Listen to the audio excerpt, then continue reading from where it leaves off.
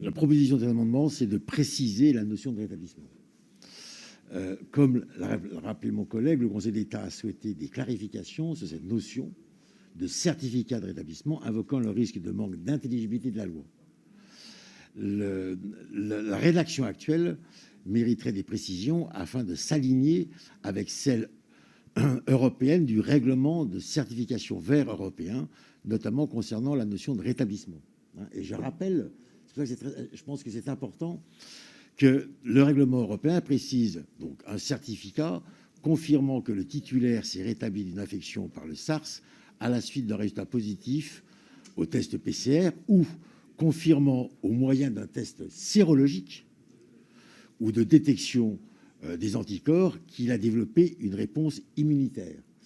Donc, je pense que c'est important de préciser cette notion de rétablissement, de préciser et qu'on ait cette discussion par rapport aux tests sérologiques. Les tests sérologiques, c'est des anticorps qui prouvent qu'effectivement que le patient a été contact.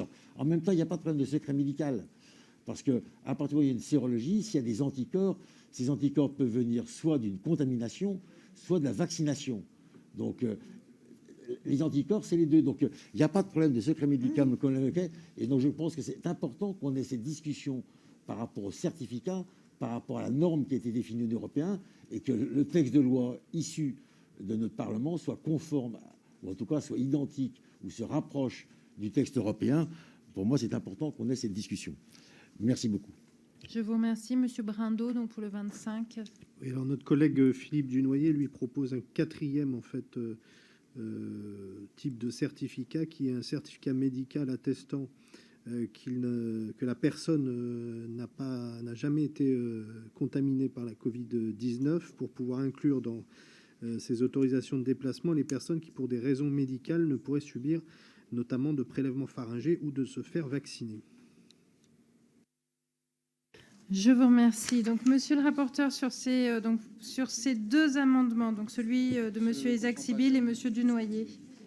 Alors, sur l'amendement de monsieur Isaac Sibyl, cette notion doit encore faire l'objet d'approfondissements scientifiques nécessaires et d'une utile harmonisation au niveau européen.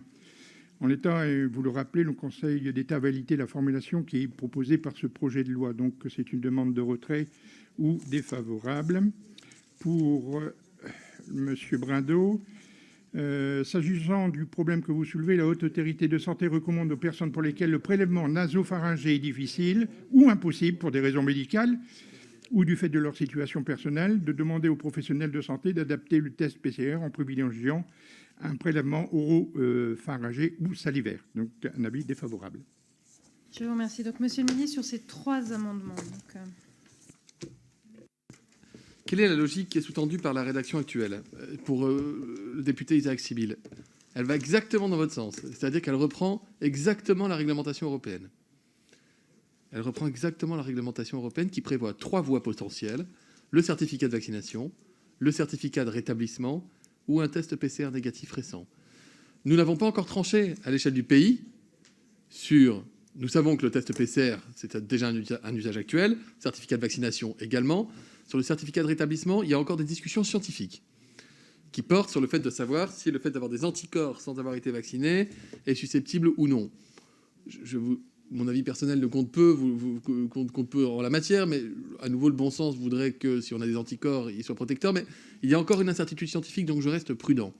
Et donc le texte qui vous est proposé est un texte qui reprend le principe européen et que nous aurons à adapter en fonction de l'évolution des connaissances scientifiques, de manière à ce qu'il remplisse tout ça.